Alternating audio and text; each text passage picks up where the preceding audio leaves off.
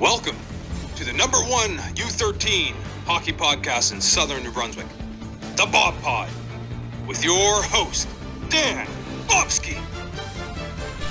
Welcome to the Bob Pod, episode 3. This is basically just a housekeeping episode. I think it's been 2 weeks since the last episode. I didn't really have too much to talk about, so I didn't bother putting one together. But now with tryouts and things out, I figured I'd jump into it. So first question would obviously be, Dan, why are you wearing a cowboy hat? And the obvious answer is, if I could wear a cowboy hat every day, I would. And if I'm up here playing around my shed, and I'm like, you know what? I'm going to wear a cowboy hat. So that's where I'm at. That's what I'm doing. So this is the Bob Pod from the shed out back. So I took a few notes. Basically, again, we're just going to go through a little bit of housekeeping stuff. This is a public service episode, really. So let's talk about hockey registrations. Basically, registrations are opened and closed everywhere. So KV minor hockey, they are already full. The registrations are full. They have waiting lists, and I guess they have quite a few transfer requests because they got full so fast. So that would suck so much, like if you want your kid to play hockey and you just missed that. And looking at all these, I was compiling the area of KV, Hampton, Sussex, Lancaster, St. Stephen. And for the most part, they're all opened and full. And even for me, I'm behind on the ball. I was just looking this up to just report it to you guys. I never registered Nolan anywhere, so if we don't do well in tryouts, I don't know what I'm going to do. I think Sussex is still probably looking for goalies, so I might be safe there. But as a parent, geez, it's a small window when those registrations open. Sometimes people don't realize it and think they can drag their feet on it for a minute. But so KV, they're looking for a recreational coordinator, and they're looking for a shift coordinator. If anybody out here is listening to this and would be interested in that, definitely reach out to them. KVMHA Communications at Gmail is where you would contact them. As I can see there too, they had on August 18th, KV was looking for an ice scheduler as well. I would actually love that job. I like doing those things. KV registration is full with waiting lists and many transfer requests. Yes, I already mentioned that. Over to Hampton. Hampton is having a gear swap on August 30th, which is coming right up. The registration opened August 2nd and it closed August 23rd. So Hampton is come and gone. Okay, Sussex. Sussex, same thing. They have a gear swap coming up. If you'd like to do that, get a hold of Mike Surrett. Again, another Hockey Foundation member right there, part of our spring group. Their gear swap is scheduled for September 2nd. And it will be taking place between 4 and 8 p.m. And their registration opened August 8th. I don't see that they're full or closed, which again is good because I don't have no one registered yet, so maybe I should throw them in there. Lancaster registration is open and full. They have a post for a waiting list for goalies specifically, but then when I scrolled down a little further, I saw they had one for all players, so that's where they sit. It looks like they're looking for coaches quite urgently, so if anybody out there is willing to step up and coach their kid, or even willing to coach other kids. I know once Nolan's done with all of this, I really enjoyed being part of the hockey scene. I would like to probably get involved more just so I could continue on with it in some capacity or not once Nolan goes off to university or something. So, I mean, put your name out there. I'm sure they would love the help. They have an open house, which is scheduled for September 16th, a little ways off. Now, St. Stephen, they are kind of the odd ducks, but again, they're out in, they have their own little area. They're a little farther away from everybody. But all I could find for them is they have a post 5 days ago saying registration is opening soon. So while everybody else's is full and transfers and everything else, St. Stephen is only now just kind of getting to the ball. So yesterday was the big day. Most of us have been waiting for just to hear what's going on with ESDA. The registrations are they closed early. They were going to go to the 28th, but they pushed them up to the 23rd. I think they were just trying to get ice times, get things organized. It's a little easier once you get things written down so you know what's going on. So we have their schedule now. I'm just going to go through their website here. I'm going to turn it down. So they posted the 6 teams for the U13 group. But let's talk about the schedule. The schedule really is going to all take place in 1 week. So it's going to be Monday, basically, the 7th, until the Sunday, the 13th for the U13 group. And then the U14 group is really going to be the 11th to the 20th. So if you go on the ESDA page, you're going to find that. It seems everything's at the LBR or TD station. They have a good little block there. So Labor Day, Monday, clear the schedule because it's hockey time. We're at that time of year. So again, we're going to have September 7th, which is the Monday, which is Labor Day, 9 a.m. to 10 a.m. Basically, it goes right from 9 a.m. to 3:50 p.m. at TD Station. The U13 teams are going to be playing there. Team 1 versus Team 2 first, 3 versus 4, 1 versus 2, 5 versus 6, 3 versus 4, 5 versus 6, etc., etc. And then the scrimmages. This is kind of fun. Not going to be a tournament exactly because you only play 3 games. So Nolan, for instance, is on Team 1. He's going to play Team 2, 3, and 4, I believe. I see on the list, I think they had 11 goalies, so just how it worked out. There's 2 on every team. Nolan's the only one listed on one team, but I was informed that that's not going to be the case. They're going to work the other goalies into the rotation with him. So we'll see how that plays out. Again, I hope he does well. We're looking for 6 spots out of the 11 trying out. There's going to be goalie-only sessions, and those are going to be Wednesday and Thursday night at 6:45, and those are September 9th and September 10th. One thing I was really quite impressed by, when I did my little list there of kids I thought would probably be trying out for AAA, I thought we were going to be weaker at defense.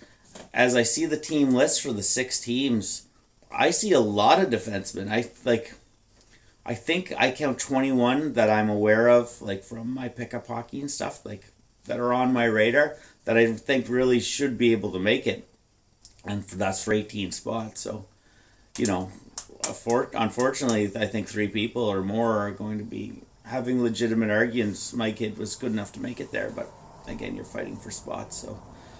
That's just the way of things. I just want to say to like the parent that doesn't make it, like it's not the end of the world, especially here, like going into the U14 next year where it boils down from 3 teams to 1 team. Like that's where stuff starts mattering a little bit more. Being the top kid or being one of the strongest kids at AA certainly isn't the end of the world. We did AA last year. It was great. It's more local, it's more with your groups, it's more with your friends, it's more everything. But even then, the skill level's not a huge drop-off. Like, I don't think there's anything wrong with sticking with your little area. So if your kid isn't one that makes that cut, like, you know, sometimes it's better to be the top dog or to be a really strong player. Get the confidence up. I don't think it sets you back. You still get into the tryouts for U14 next year. That being said, looking at the forward group, I think that one is actually a little bit weaker than I thought. I don't want to pull names or anything, but we're looking for 27 players there. Obviously, 9 forwards for 3 teams, and I count about 23. I think should make it. Is that my dog? I got a big bull mastiff, but those stairs are like a ladder. If he came up here, I would be blown away. But he really likes following me around. He's a sooky thing. He's a big old sook. So those are them. I'm going to read the players. Who do we have? Let's talk about the U14 teams for a minute. The funny thing with the U14, you talk about you have 6 full teams of players trying out for 3 teams for the U13 group. For the U14, it really falls right off. You only have 2 teams trying out. So on the tryout list, we have Lucas He. This is for the U14 Sharks. Remember, so 1 team to represent the whole area from Sussex to St. Stephen. That's a pretty big deal. Like that's real rep.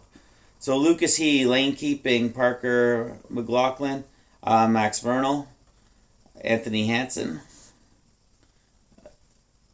Elsa Stanley, Xander LaFrancis, Lucas Carr, William Lee, Blake DeWare. So those are the guys trying out for defense to make that team, the 6 spots.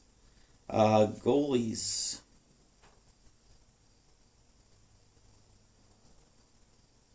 Kobe Clark, Noah Tinner.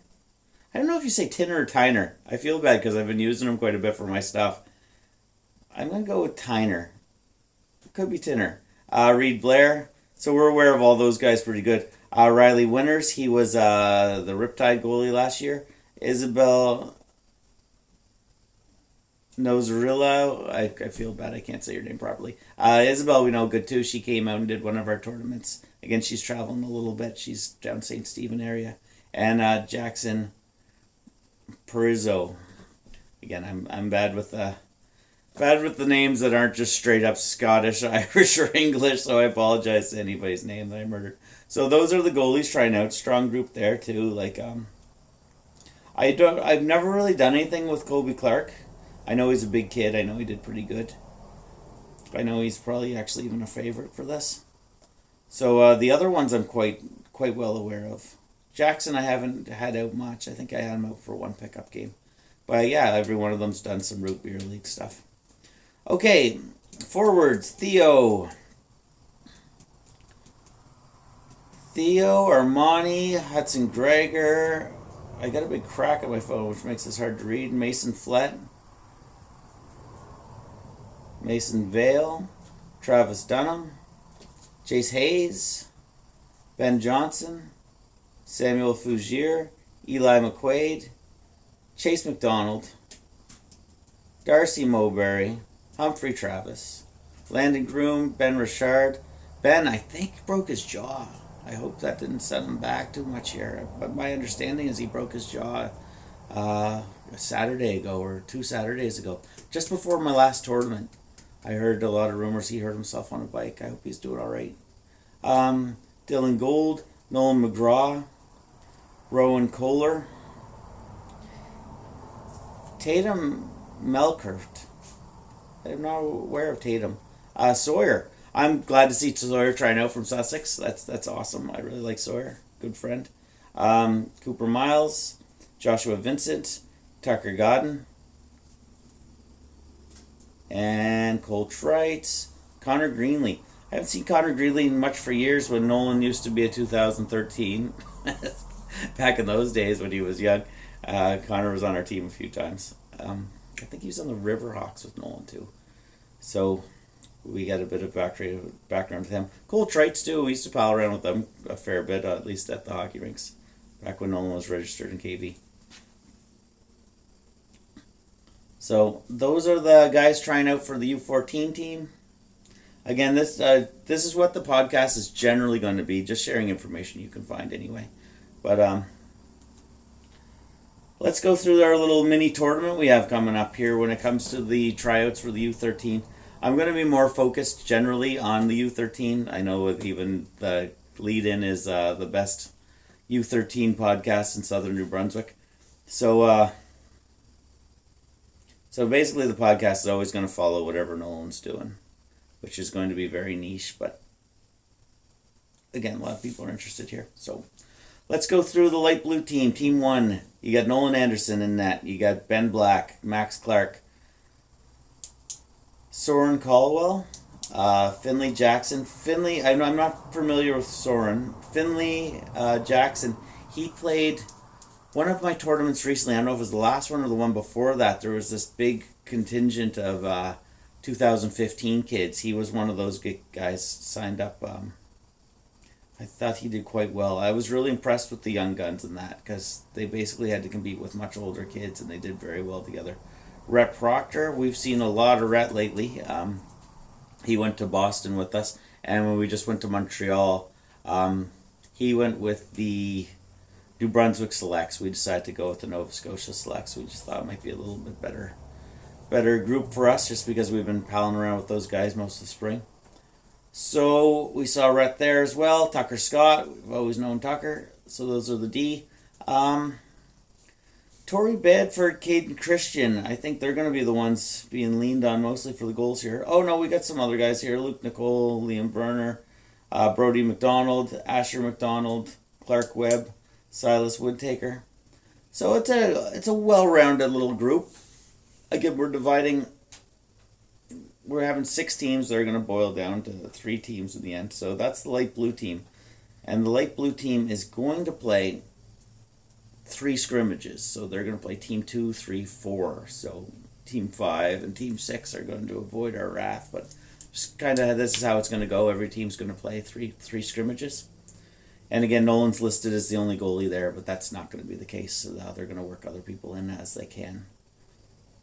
So, dark blue, we got William Childs. William is a goalie. He must be a 2015. I could be completely wrong here. He's one of the goalies I don't know much about or anything about, to be honest with you. This is the first time I've seen his name. Caden Cole, Lancaster goalie. He's been at it forever. I don't know if even Nolan has more ice time than Caden. Maybe over career, Nolan has more ice time, but since Caden's put on the goalie gear, he's on the ice constantly. He was also at our chess challenge. He did fairly well. I think he lost to Humphrey in the quarters or in the semi. Speaking of which, that chess thing was really fun. I'm going to touch on the chess tournament and Muffin Fest here a little bit. So Cohen Berube. Cohen, also a foundation member. Reed Friars, does a lot of Express. Returning player. He was a member of the Cougars last year. I assume they keep everybody together like where they were last year. I haven't really got answers to those questions. I don't know if anybody would like to sit down with me. It'd be kind of cool to do an interview. I do live in Darlings Island and people are just driving by all the time. It might be the hardest for Mike Neal, but I could easily do a front porch interview, 5-minute interview with maybe Matt Nicole or Camille Forgy. Maybe even Derek would want to put himself out there, but Derek would have more of a thankless position. Like I could ask simple coach questions. As the director, like for Derek, he's going to take heat no matter what. Whoever gets cut is going to be pissed, and there's always going to be, oh, this was biased, or you've had favorites here, blah, blah, blah. So Derek would probably have a kind of crappier position for that. I think the coaches, we could just have a friendly conversation about what you think's going to happen this year, what you're excited for, etc., etc. We could keep it very upbeat. Generally, that's what I try to do, even for my commentary. Like, I try not to bury anybody's kids. So, just continuing here for the dark blue team, team 2. We were at Reed Friars, we said him. Leo Penny, don't really know Leo. Chase Spinney, St. Martin's kid, really good hockey player, 2015. Wyatt White, William Culligan, Silas Vachu? I don't know Silas. Caden Cormio, Caden Frazier, Cohen LeBlanc, Maddock McDonough.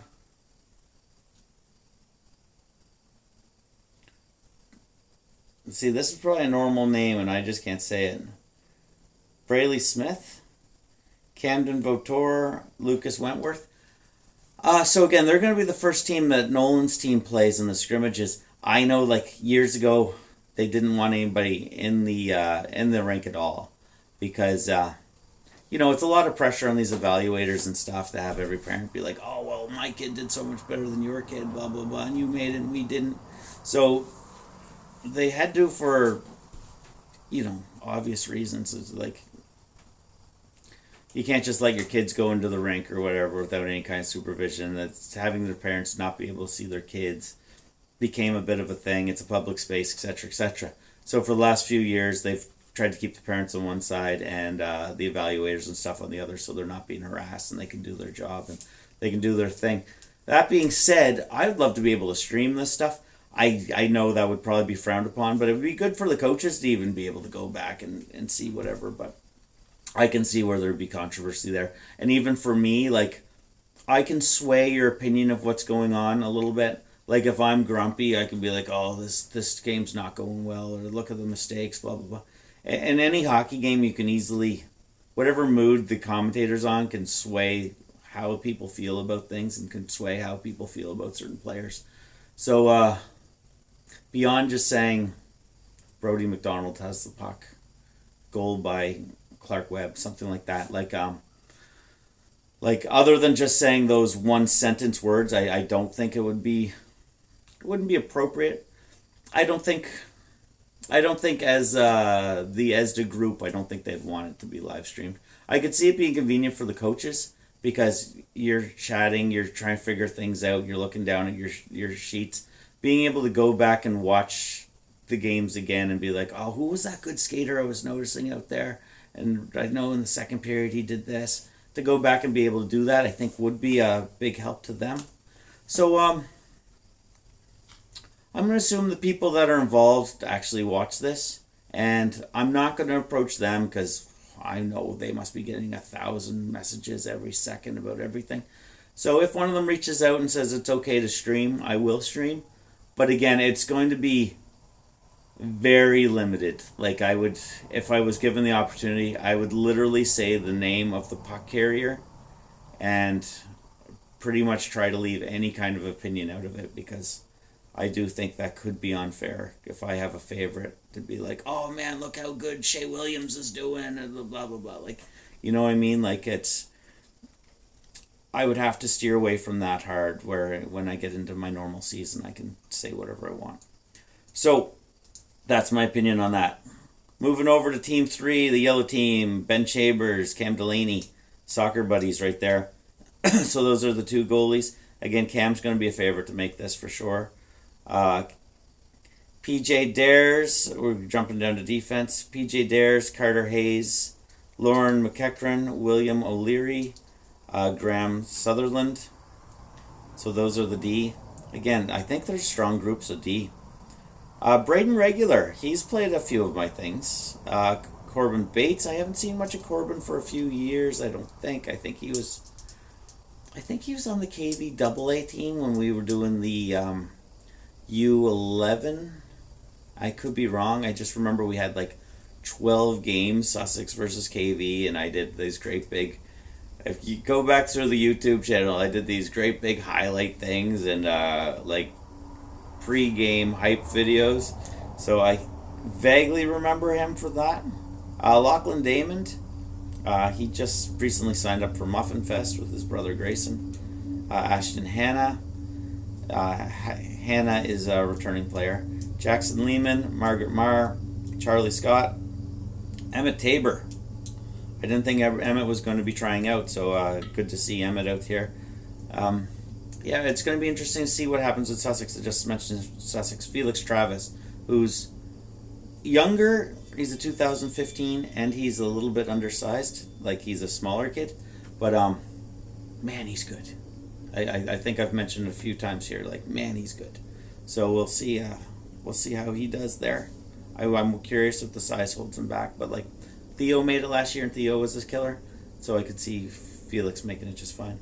It says somebody's in my yard here on my thing. I'm kind of curious. Let me look out the window for a second. No, I think it's my monster dog. Again, I have a monster dog that the thing thinks is a person. So, moving right along to the red team. Kobe McFarland, goaltender. He's a 2015. I mentioned Riker. I thought had a good push to make it, like, make that top six if they allow a goalie. I know it's so frustrating for the goalie parents for the 2015s. Like, we were in the same boat last year. I thought Nolan was a killer 2014 first year, and he didn't get the shot because they had these rules of only 5 first years per team and didn't allow any goalies. So, like, I totally understand your position here. If you're a parent that doesn't make it and saying, geez, my kid was good enough to be there, I get it. You're probably right. So I mentioned Riker, but Colby would be in that conversation too, from what I understand, is he's very strong. 2015 goalie. Grayson Trickey would be the other goalie here. Again, fantastic spring, big kid, plays all kinds of sports, heavily involved in everything. Willing to throw a punch, though, in goalie sumo. That's a little against the rules, so, rule breaker. It's me just taking a shot. Theo Boudreau on the defense, Apollo Doyle, J.W. Landon McCluskey, Reese Vincent. So those are the defensemen. Kay Moran, I thought he was trying out for defense, but he's down as a forward. Callan Cameron, Alex Doyle, Grant Henbury, James Hill, Ian Moffat, Jacob Murray, Henry Robinson, Ethan Simpson. That's going to be a good squad. That Ethan Simpson, he's one of those natural goal scorers. There's not a lot of guys who are just natural goal scorers, like Tal and stuff would be one, but Ethan's definitely one of those kids who just have the nose for the net. Team 5, Green Team, Elliot Nelson and Riker, who I was just mentioning. Those are the two goalies. Elijah, I'm sorry, I'm not even going to attempt your name. It's probably easy to say, and I just don't want to embarrass myself here saying whatever I'm going to say. Kyle Forgy coming back from that injury. Kyle, I think, is going to probably take a month to get his legs back under him. Great player. We know him well. He broke his leg, and then he was laid up for whatever the extended amount of time it is that you have to be in your cast, and things didn't heal, so they took the cast off him because you can't keep him in a cast forever. But he had to not bend his leg for another month and a half after that. And again, he's a friend of Nolan's. He's up here on the farm quite a bit. They were ripping around on the 4-wheeler and stuff. So I think he's only had one ice time since the injury, and he's going to be a little bit behind there. He's going to probably take a month to get his legs under him. But once he does, if he's the player he was before, he's a wicked defenseman. He'll do fine. But he's going to have a little bit of a hard go just to get that leg feeling like it used to. Jacob Logan, Lucy I seen at the St. John hockey thing. She's like the girls with the growth spurts. She's probably got a head taller than everybody else on the ice. So we'll see how that goes for everybody. Liam Tibbetts, Shea Williams. So that's a good defensive core right there. Going to the forwards, we got Max Fleming, Jackson Flood, Jacob Garnett, Owen Hartford, Drew Lisson, Cruz Murray. Cruz, I was talking up in that same tournament where all the kids were together. He shot blocked. He did it all. I thought Cruz was a monster. I'm excited to see him actually continue his career here. I'm kind of hoping he lands on Nolan's team because I found him to be a fun player to watch. Noah Parker, Landon Rankin. And the last team here, Team White. Avery Leduc, Lars Starchkin? I'm sorry, Lars, I'm not totally aware of you, and I'm probably murdering your name. So those are the two goalies there. So that would finish out the 11 goalies we have trying out.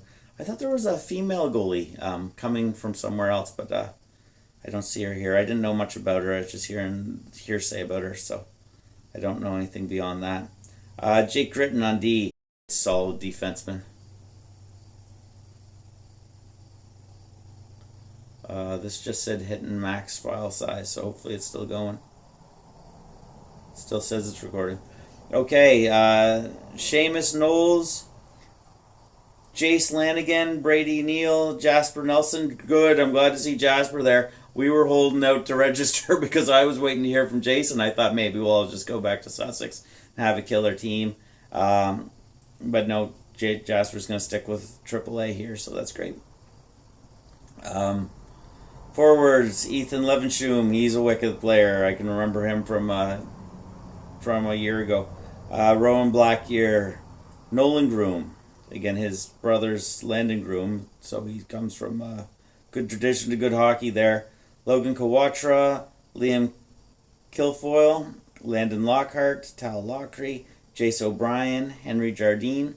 And that finishes out your group of who's trying out for ESDA.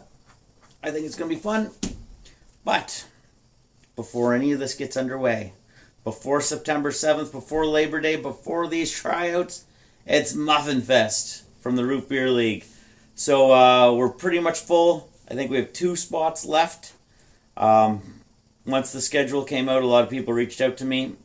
So Muffin Fest is a go. There's going to be no conflict with the AAA tryouts, meaning there will be no conflicts with any tryouts.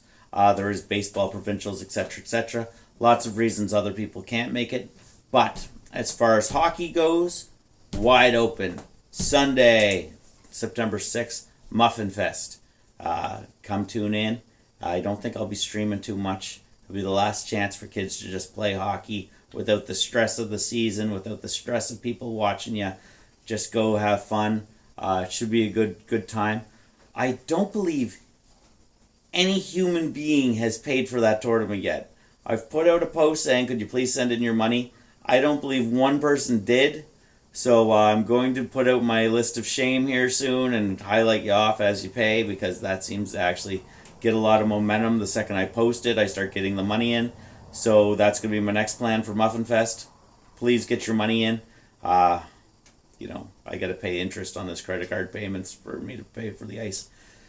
I have referees lined up. I could use a clock kid.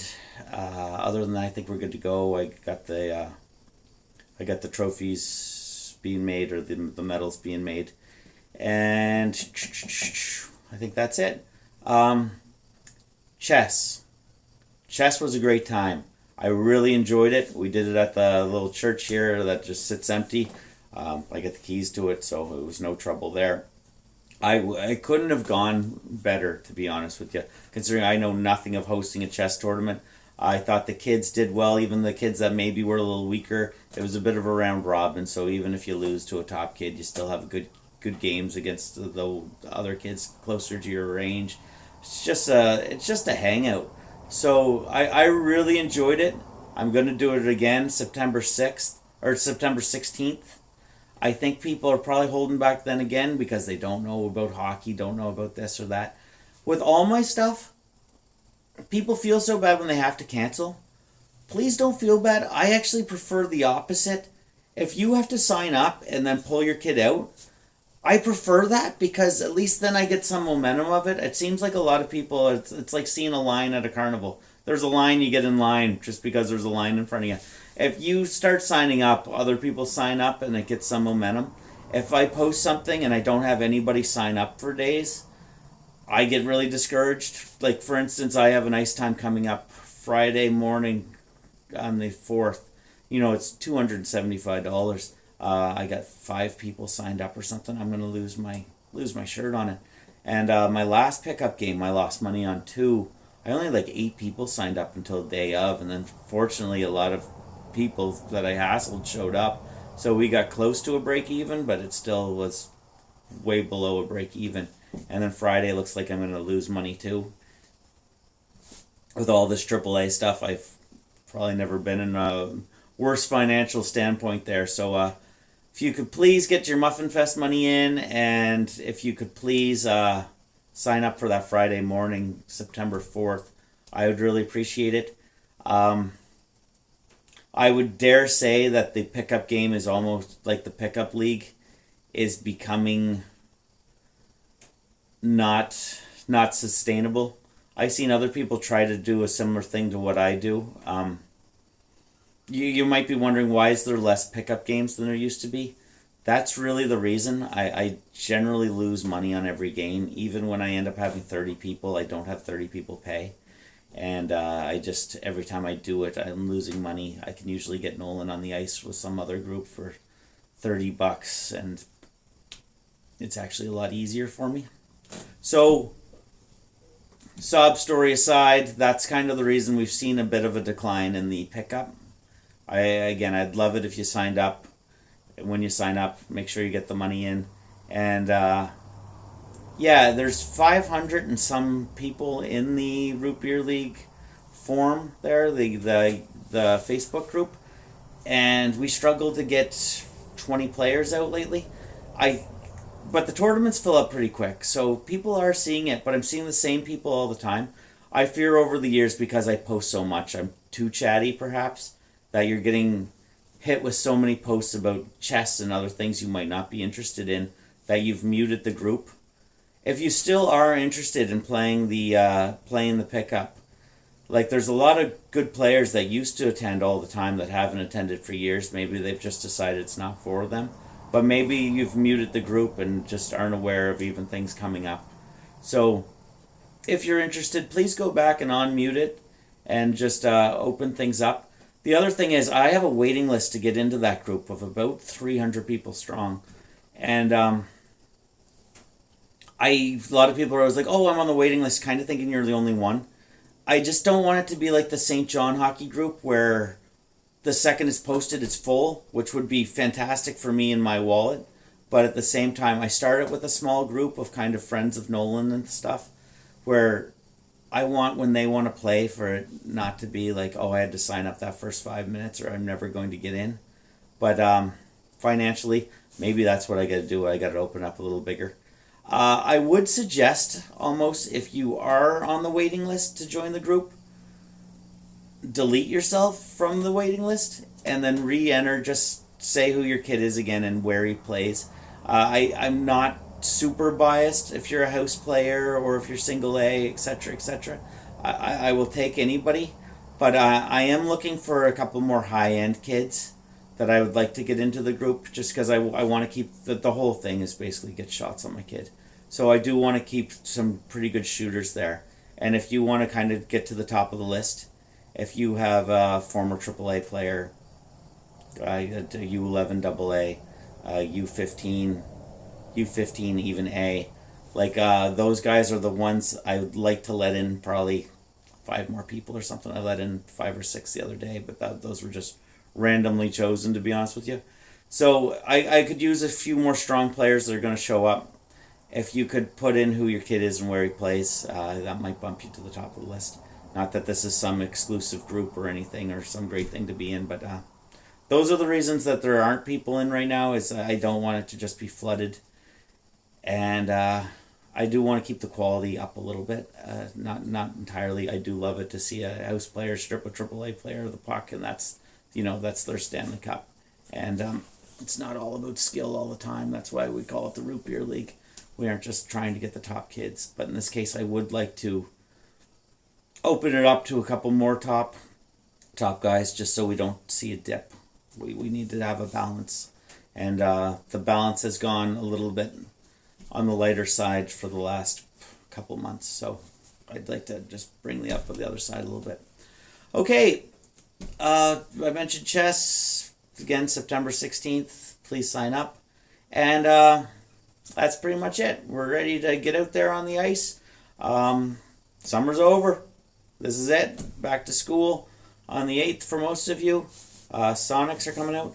Oh, I did want to give a shout out to some people I'm proud of. I'm proud of you guys. Let me just before I get into that. The St. John Flames Senior League schedule. I see they have like Kincaid or something coming for a goaltender. Like that St. John Flames might be fun. So they have a preseason schedule out. I see Wednesday, August 26th, which I think is today. You might have missed this one. They're playing...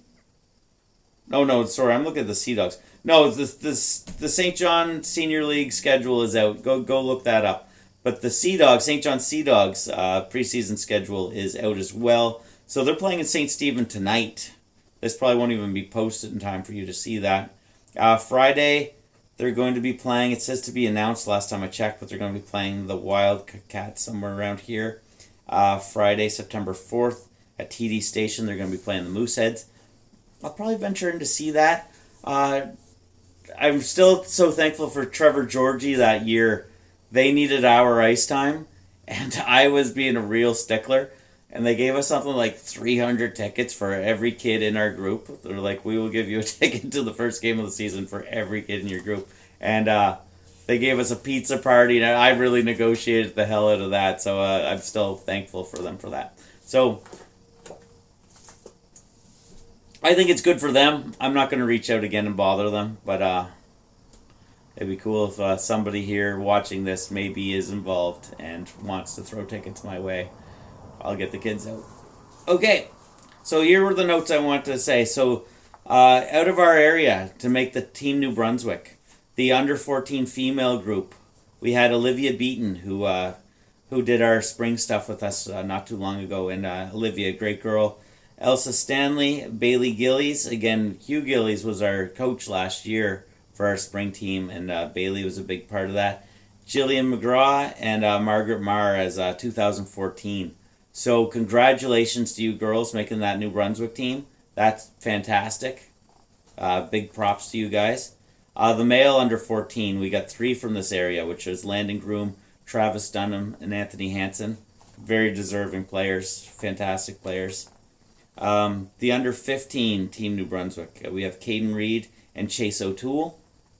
And the under 18 female group, Ray Culligan, which is Willie's big sister. We ended up doing the training camp for Montreal down in Dartmouth.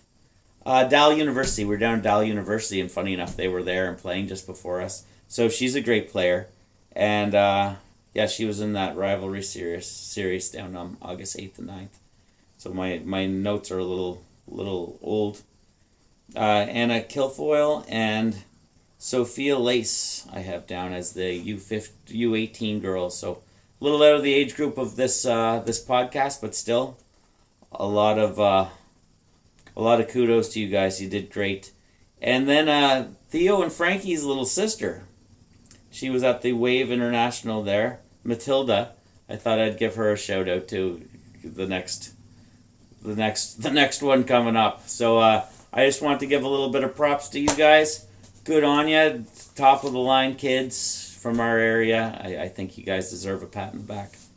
So this went long, 41 minutes, listening to me in your car or wherever you're going. I appreciate you guys tuning in. Again, if you want to support my stuff, I'd really appreciate it. It's mostly just getting the kids out on the ice. Muffin Fest, $65. Please get that into me. There's a couple spots left. The chess. If your kid's even a subpar chess player, bring him out. It's fun. He just gets to hang out. Again, Rocco James was a killer.